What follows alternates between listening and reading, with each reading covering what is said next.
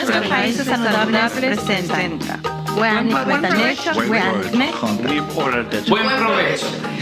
Enjoy your meal. Welcome to this project. We are very excited to present the first episode of Buen Provecho, or Enjoy Your Meal. It is a phase of Nuestras Raíces Saludables, our healthy roots, a nutrition project that began just before the beginning of the pandemic in 2020, where we were trained as health advocates, specifically for health and nutrition, where we have developed programs to support the community and to speak a little bit about food safety. I want to tell you a bit about how this all began. In 2016, a proposition was approved here in San Francisco, Prop 5, that then made all these companies whose names we will not promote here and that sell sugary drinks pay a portion of their profits to fund and build community nutrition awareness programs to reduce the use of sugary drinks, fats, and salts to prevent cardiovascular diseases such as overweight, obesity, hypertension, and primarily diabetes, which has had a high impact on the Latino community. As a result of all of this, our community, like many communities of color, is affected to a greater degree with this, especially those communities with very low income who are affected by these cardiovascular diseases. This program was prepared with lots of heart and love for the Latinx, Chicano, and indigenous community, and it granted us tremendous satisfaction in the process, such as the person I'm about to present. Next to me by my side is Ingrid Lopez. She began as one of the first participants of one of the first phases of Nuestras Raíces Saludables, or our healthy roots. And today, she is one of the advocates at Indígena Salud y Bienestar, or Indigenous Health and Well-Being, and she's also the advocate in charge of nutrition at Nuestras Raíces Saludables. She is Ingrid Lopez. Welcome. She is part of this project and will be joining us throughout these 10 episodes. Thank you. Welcome, everyone. Thank you all for listening and seeing us on our YouTube channel. All of this has been so nice. Starting with my experience with the group, firstly as a participant, I never thought I could become a part of group leaders who would help the community so much and who helped me so much to gain experience in the subject of nutrition. And I know that we are all interested in that topic because many of us want to take care of ourselves, either to keep our body in shape or to maintain our health. It was so nice to be able to learn and then to be the one who taught others and put into practice everything I had learned. The project is great and has given us a lot of satisfaction. We have created it together with Indígena Salud y Bienestar, Indigenous Health and Welfare, Instituto Familiar de la Raza, with the support of the Public Health Foundation. But it has come from the community. Everything we have done has been a community effort. That is, to think about what do they need to know about health and how can we prevent the incidence of cardiovascular diseases such as diabetes, primarily.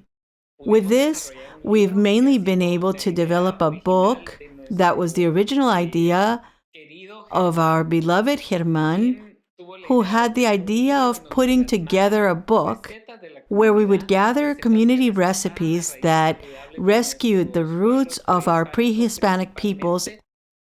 And Germán Walteros was the one who had this great idea. Later, with the community, we developed it into something much nicer. And today, we are not only sharing healthy recipes that will inspire all of you to eat in a healthy way, but perhaps it will modify the recipes that you make, because we also want to present the story behind those recipes. Because it is important to know who makes those dishes, because some ingredients were modified to promote our health, something that all of us deserve. So we're going to present in this first episode this project, which we are very fond of, and the book Nuestras Raíces Saludables, Our Healthy Roots, and bring together many of the stories of people who are leaders in our community. We're going to start getting to know each of them. That's right. These people have told their stories. They gave their recipes, one healthy recipe each, because more did not fit in the book. They could make many more healthy dishes. The first participant we have is Violeta Sandoval. She is originally from El Salvador and is well known in the community of San Francisco. She is a health advocate or promoter, has been involved in many programs, and has participated with schools to teach cooking. She has shared her recipes with young people, adults, and all kinds of people that she can teach to eat healthily and keep the recipes we had in our countries, in our towns. Let's hear the story then of Violeta Sandoval. Spending a lot of time with the community has made me reach out to them and listen confidently and very directly to their family's needs. The project is very interesting because it reflects our roots. It is about teaching others that we can keep our roots, how we eat, without losing the warmth of family, that warmth of our countries. It's a very interesting and important project. In the book, my recipe is a recipe for how to make pupusas, because pupusas are a typical dish of El Salvador. With it, we can have breakfast or dinner, and it is a dish that is found in any corner we go to. There are different fillings, there are different prices, different sizes, but it is something that identifies the Salvadoran community. Pupusas in this country are a bit greasy, but everybody likes the idea of putting zucchini pupusas in the book. We can keep our roots and make small changes and decrease the salt, the fat, and sugars, perhaps. And then we can keep, wherever we go, a healthy connection to our roots. We can share other delicious dishes that are typical of each of our countries. When one cooks, we are educating ourselves and educating others. Also, food is something holistic. If we know how to eat, we do not need medicine because we are not going to get sick. And then the right food is absolutely related to good health.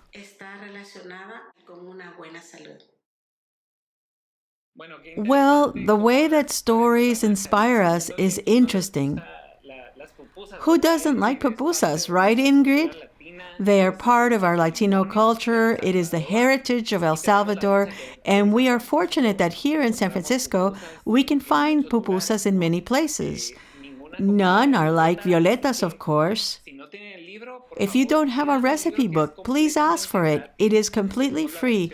The digital version is available online at our site so that you too can make this delicious recipe. One of the participants who tells us his stories and his recipe is Ismael Chel. He is very well liked by the indigenous community in San Francisco, mainly by the Yucatecan Mayan community.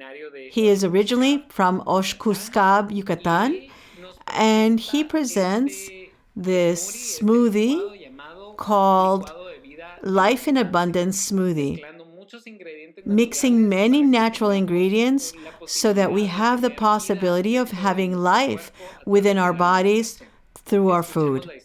Let's listen to the story of Ismael Chel.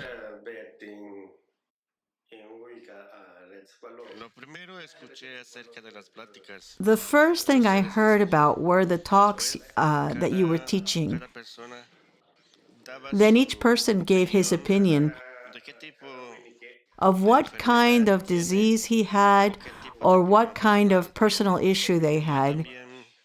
And I also wanted to collaborate because I realized that many people need to hear this type of problem not only happens to them, but to everyone. If we share the problems that exist, one helps one's peers.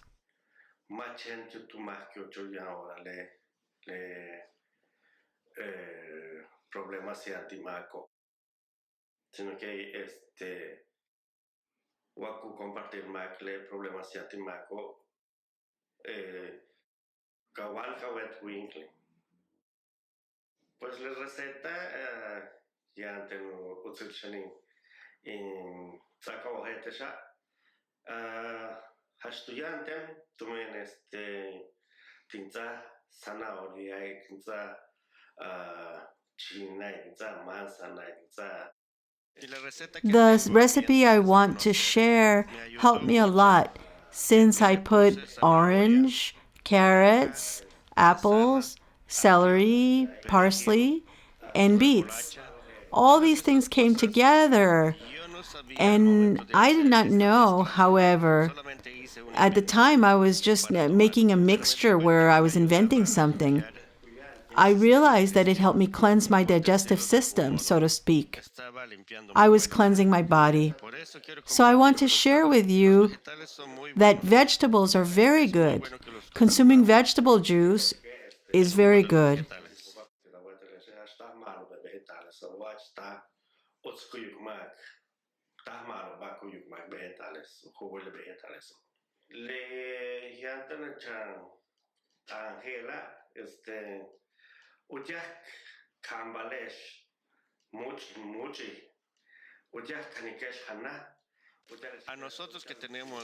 We who are gifted with the tools to learn together, to learn to eat, and to become aware, to make more meeting places, to go to exercise so that the work continues, so that the body continues to work without letting it go to sleep. All of that helps to think, to discern.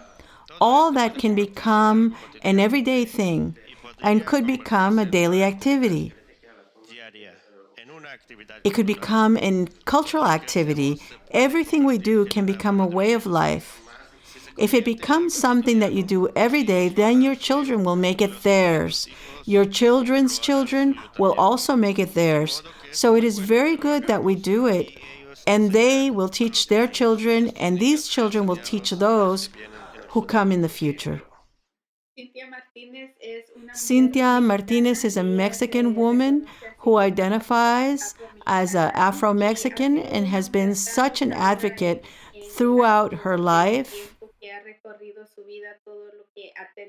She has had to face so much.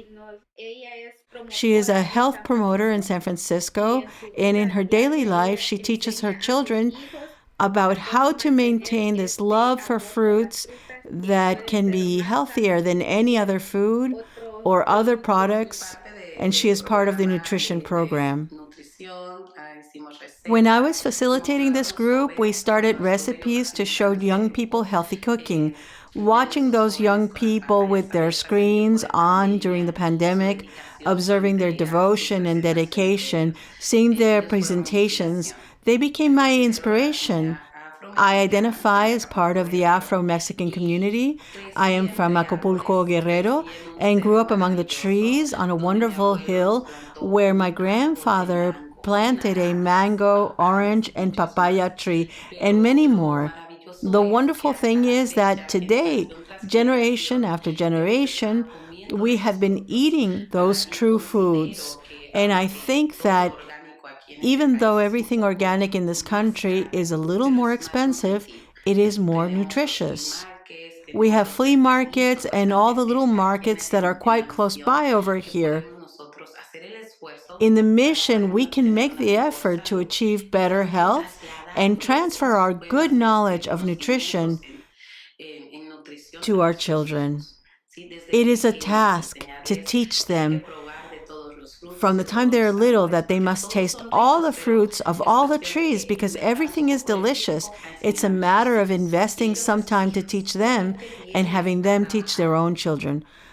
Not only do we come here to work, we also come to be better off in every way. This teaching must be generational. We must urge people to come live to this country, not just survive. That's the message I have for you. Cynthia Martinez tells us such an interesting story. She is someone we know well and is quite appreciated in the community. Surely, if you live here in San Francisco, you know her. She is here and there, everywhere, and is someone who inspires us every day with her stories, just like the next participant, Erika Sierra, who is originally from Oaxaca, Mexico. Similarly to our other Nuestras Raíces Saludables participants, she has a story to tell. A story related to physical activity and how she inspires her girls to have physical activity to prevent cardiovascular disease. It is also part of a prevention effort. Let's listen to a little bit of Erika Sierra. Well, what motivated me was to think that as Latinos, we have so many roots and cultures, such gastronomy, and I think that if we can improve our recipes and not lose them, for me and my daughters, it would be like leaving them an inheritance. A story of how we've been learning to cook and leaving them the flavors from our culture. But the story I'm sharing is about sports. It is especially about my maternal grandmother. She suffered from diabetes. She had diabetes, and she was a person who took a lot of medication. She did not feel well back then, and in our family, we were inspired to participate in sports since childhood.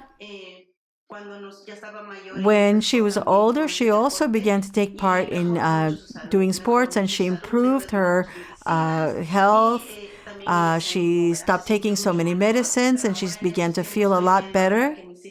And I'm seeing that my daughters are also active physically, and they are participating in soccer, which used to be a sport that just men would practice, but now it doesn't matter. No matter what sport, it could be dancing or swimming, whatever. Women are now taking a very strong step forward in all aspects of life. This recipe that I included is a quinoa salad with avocado and sweet potato. I tried to make it at home because I saw a chef on TV, Chef Oropesa, and I learned there to make many healthy recipes for me and my family. We must consider our eating habits and cook with care and love to invite more families to do so and not to lose the culture that we bring. We also have Jason Gonzalez, who represents the mom community of Guatemala.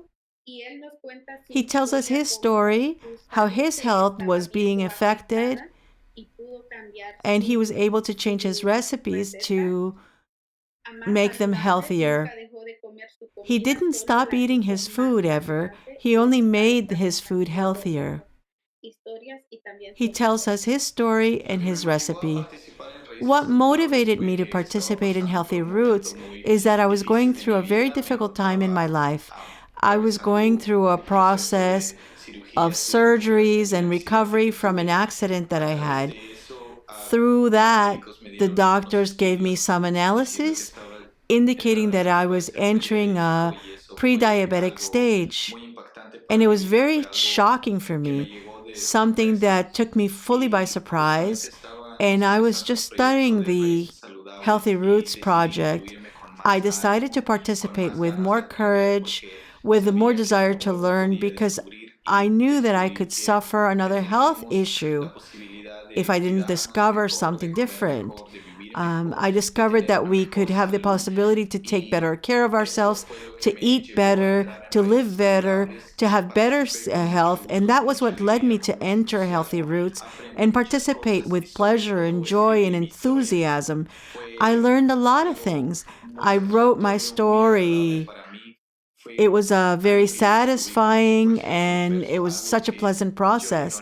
I discovered something that felt as if it were another universe, something I didn't know.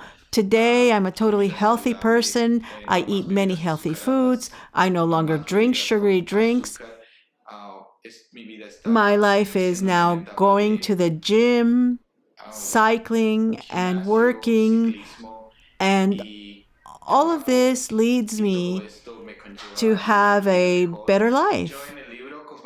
In the book, I shared my breakfast recipe, which is an avocado sandwich. It is an avocado and egg sandwich. In the Mayan language, avocado is called oj. The sandwich can be prepared in 6 to 7 minutes, a maximum of 10 minutes. I use 2 slices of whole wheat bread, half an avocado, 2 eggs to taste, salt and pepper to taste, and a slice of ham. And that's it. It's very nutritious and healthy. I personally prepare it every day. My message is to take care of ourselves. It is to know that everything we eat positively and negatively impacts our health. To eat, just like any other action, has a karma. Like the third law of Isaac Newton, every action has a reaction. Of course, if we eat healthily, we will have a better life. And if we eat less healthily, we will probably have side effects in the future. We know that diabetes is an ailment that affects almost 40% of our population, of our community here in San Francisco. Many people, regardless of age, are receiving the diagnosis of prediabetes or diabetes, and we want to introduce our next participant as someone who inspires us, who is part of the group of gentlemen, men who were a part of these nutrition classes and healthy eating. He is Carlos Espina. He is originally from Santa Elena, Yucatan, another Yucatec Mayan who introduces us to his version of a delicious recipe for entomatado pork or tomato pork. He tells us a little bit about his history with diabetes and the way he has faced it to have a much healthier life.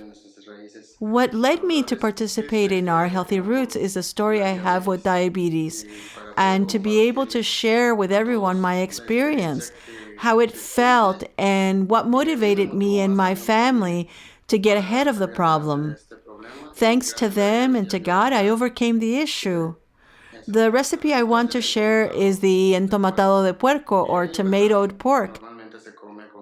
In Yucatan, it is normally eaten with all the fat, and our family likes it very much. But we had to change the recipe to be able to continue eating it. So we buy meat that is less fatty and cook everything separately to render the fat out. But the recipe is almost the same as before. The recipe tastes very similar to the originally, only it lacks the fat. And I continue to feel like it has the same taste as before. It's just missing the fat. And I continue to feel like it has the same taste as before. Because we had to adapt our recipes due to the diabetes, we were surprised to be able to eat our food like our food was in Yucatan.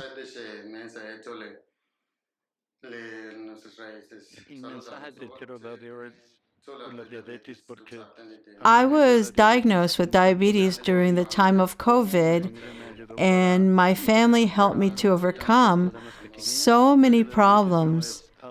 I want to share with diabetes sufferers that my message that diabetes should not be feared. It is a human thing, but it is something that we can overcome.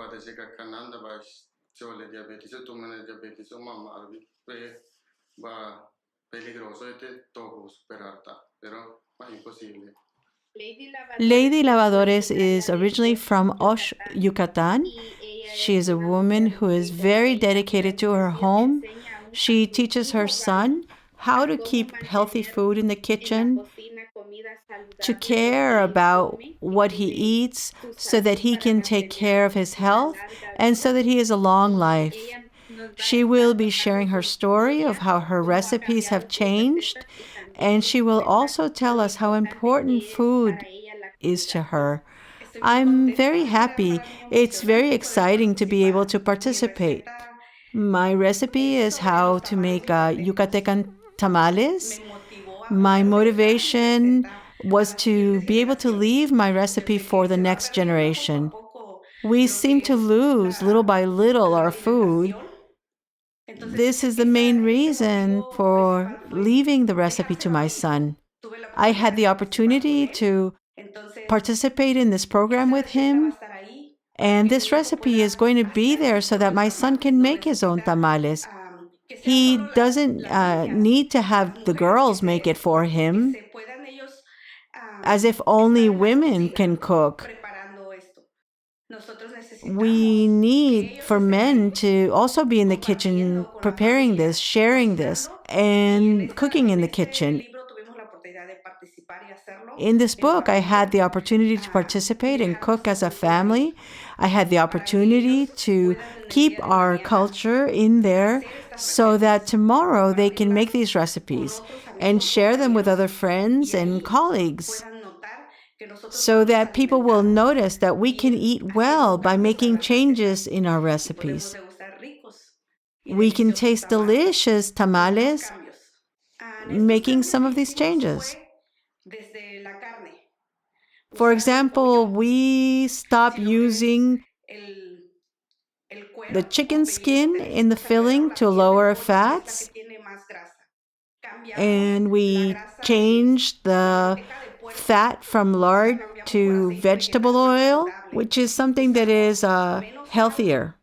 We also used less salt, and we made small changes, such as adding healthier ingredients to the recipe. Sharing our culture with our children, even though we are now in different countries, is important. My mother was here, and she had the opportunity to cook with us. It was a new experience for my son as well. My mom comes from far away, and he was with her while she taught him how to prepare everything from the tortilla to how to fold the tortilla and put the ingredients together. The first time was a little more challenging, but we can make those changes. My mom also was surprised with the changes because she cooked in a very different way. But in the end, she realized that all the changes we were making were for the benefit of our health. So we're going to eat tasty and healthy foods because there is nothing better than eating food made at home. We should not buy the food on the street. At home, we know how the food was prepared. We know the ingredients. We know how the process was done. We know that the food is fresh and not processed, because we also know that right now we can find tamales in a freezer, in a store, in a supermarket. But we don't know how long it has been there, all the ingredients that were used. So for us to share the recipe with my son, it grants me the hope that he will always have it and that he can make this recipe. We will continue practicing so that he will become an expert in making tamales and he can share with his own family and continue for generations to come. We know that everything is connected. We need to make sure to make a complete life change for us to change our eating habits at home into healthy eating habits. We must reduce salt, fats, and sugars.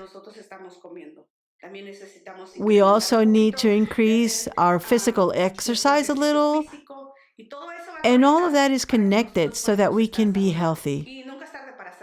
And it's never too late to do it. We can start making those small changes to our diet, changing our recipes. And that's a very important way for us to achieve wellness.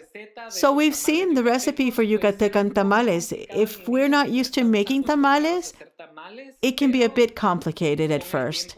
But over time, we will learn how to make them. We can offer them to our guests by modifying some of the ingredients to make them healthier. I'm going to introduce someone also from Yucatan. She is from Mérida. Her name is Taina Cabrera, and she tells us about how she has been learning new ways to take care of herself by learning about nutrition. She reveals how both she and her family were consumers of sugary drinks, as mentioned in the meme, I miss the cola. And she now has an alternative to the sugary drink. It's a drink that, without being exactly common tap water, it's available here for everyone. We can have her flavored water directly from the tap without getting sick. She tells us how to make it a little more delicious by adding some ingredients so that her children can also enjoy it. Well, what motivated me, apart from being very interesting, is that I come from a family that has diabetes. So then it was interesting for me to learn more and have a healthier life. I shared the recipe for a flavored water because we drank a lot of sugary sodas, even my children. I would drink up to 12 cans of soda a day.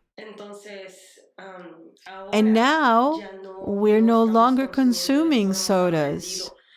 We have learned to remove a lot of sugar from our daily lives. The same goes for coffee. Now I am trying to drink it less sweet. I used to use up to 4 teaspoons of sugar. Now I only take my coffee with only 1 teaspoon of sugar. I hope to take it without sugar in the future. I started by thinking about my health, but most of all in the health of my children. We also have a very important participant in our book, Mr. Francisco Itala. He is a Mayan spiritual leader who is also an advocate at the Instituto Familiar de la Raza. He is going to be talking about something that is very, very important for our community, for the land, and for our entire planet. It's about composting. I am the leading advocate for the composting program, and it caught my attention because young people were being trained. They were very interested and learned a lot. They began to educate their parents on how to feed themselves. And that is what is needed, that youth advocates as well as adults educate our community to be able to have a healthy diet, because that is the legacy that the grandparents, the elders left us. We have the Mayan cosmovision that allows us to understand that everything is interrelated, from the spiritual to the physical and biological, forming the eternal unity between nature and humanity. Consequently, this worldview teaches us how to live, think, analyze, and respect the cosmos and the beings that share and coexist in nature with us. Our grandparents say that Mother Earth is our mother because she is the one who shelters us when we're born and when we die. It is very important then to talk about the phases in time, about the equinox that many people do not know anything about. When we talk about the equinox, we think about the harvest. You must prepare the harvest to have a good harvest. You don't just dig into the earth and place the seeds and then forget it. You have to take care of the earth. There's a process We have to perform the ceremonies to ask permission from the earth, to apologize for the wound we cause Mother Earth. We must perform ceremonies so that our harvest has abundant results for to feed the families. This is what is done in the indigenous communities of Guatemala. It is very important to take care of Mother Earth and take care of the environment. How are we going to do it? What we can compost and what we can recycle, to recycle and separate everything that is plastic, because plastic materials such as bags are so harmful to Mother Earth. If we don't do that, we're not going to have a bounteous harvest. It's very important not to mix compost in our recycling. It is very important here in the city we live, in San Francisco. It's very important. Fresh food waste must be recycled into fertilizer. And if we don't do that, if we are mixing composting with common garbage, everything will go back into the earth. What kind of example will we set for future generations? It is up to us to educate youth and children so that their children and their children's children can have good harvest. In order to care for Mother Earth, we must remember the wisdom, the principles that our grandfathers, elders left, so that we may harvest the corn and beans healthily. If we care for the earth, we will have healthy harvests. The story shared by Francisco is very important, as has been said by Ingrid, and how he mentioned. The wisdom around food is to ensure that future generations of our children and their children will have a healthy diet at the time when they live. If we do not advocate for a clean environment through recycling, composting, and other alternatives, we could be causing our children and their children to lose out on healthy harvests for them. That's why Francisco's story is important to hear about. Now, Ingrid, you're also included in the book. Your participation in the book was very significant, particularly when we heard your story. And you not only participated in the last section of the book, but also throughout the process. Those of you who are interested in the book will realize that it was made with lots of love.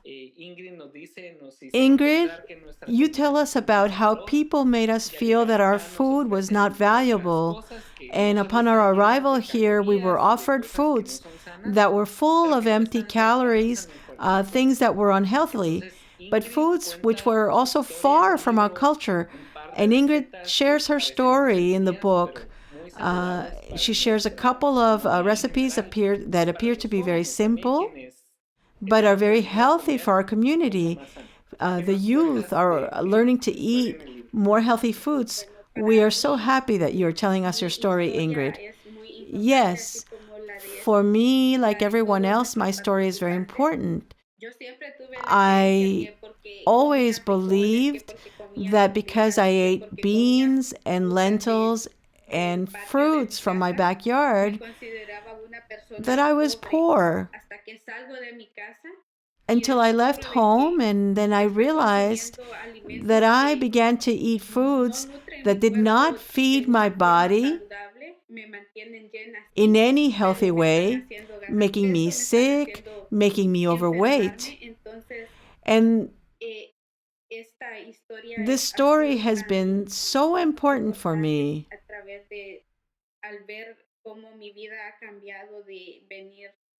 To arrive on this country and begin to eat unhealthily, unfamiliar foods, and later how much my life changed when eating healthy foods. I have had to change my eating habits because what I began to eat here was not okay. I had to learn what foods were okay to eat. The food I was eating here was not healthy like it used to be. And I learned this through this program that taught us that reusing oils is not healthy and causes increases in cholesterol, that eating too much sugar can cause diabetes. And sometimes we think that these diseases are hereditary, but they can be corrected by a healthy diet. Thank you, Ingrid. It is very important to be able to reach out. And I believe that the book is an expression of diversity that exists in our culture, from the young to the elderly, that the feeding of our families and ourselves is a part of it. And that the book represents our community as such. Oh, we forgot to mention that Ingrid is originally from Honduras, and she brings that representation from the Caribbean, from our Latin America. Yes, that's right. I am from Honduras. I was born in El Salvador, but I grew up in Honduras. Ever since I was a child, we began to eat the foods that were produced in our garden, in our home. We did not have to go out to buy things that were not organic like we do now, when we often purchase foods that are less expensive. Many times these foods are less nutritious, and this has been my experience here. And I really wish to continue eating the healthy foods that I was taught to eat. And we must inspire our people to do so, to inspire our community around us to do so.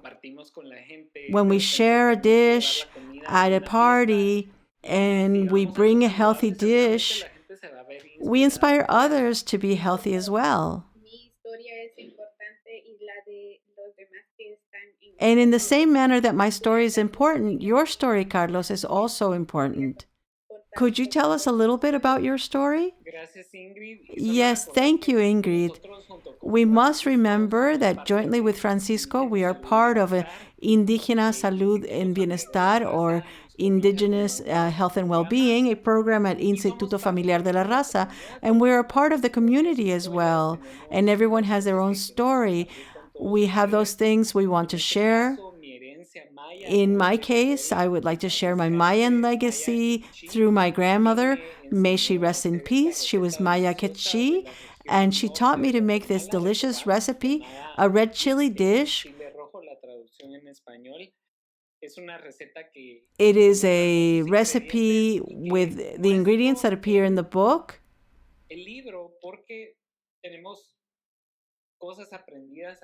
And we've integrated traditions learned here, like Thanksgiving.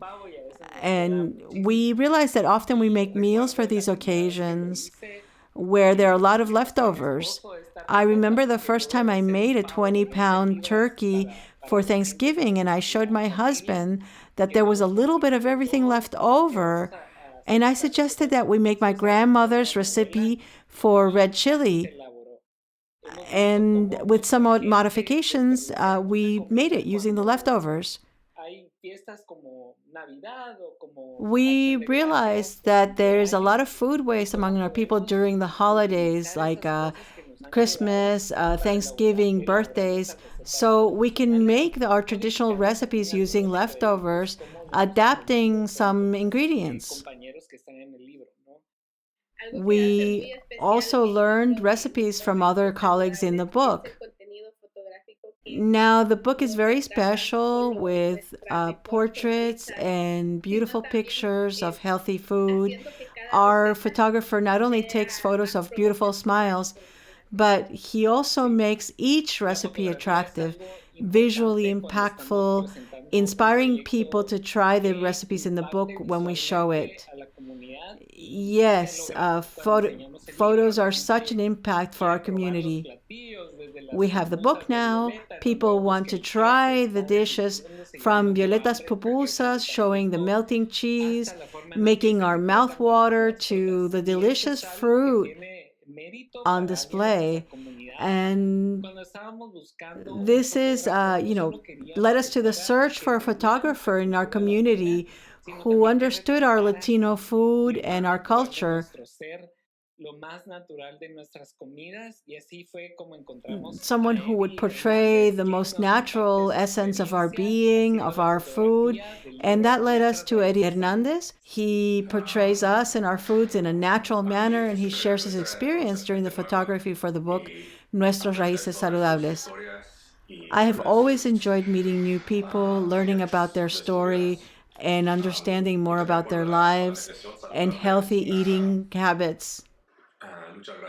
That is a big battle for folks in Latin American countries and is something very important to me. I was very interested in being a part of this book and this project. I wanted to share it with the community. I was a little nervous about taking photographs. I still don't feel comfortable taking photographs of myself. And I understand that being photographed in front of a camera by a stranger is difficult. And it was a difficult experience to hear all of the stories of those families. Remain concentrated when it was so emotional, much more so than I expected.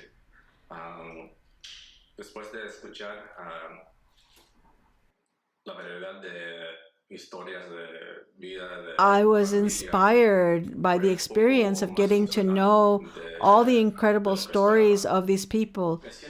I feel fortunate to have had the opportunity to be invited to this project, to get to know the family, incredible people. And I am very thankful that the Instituto Familiar de la Raza gave me an opportunity to be a part of the book.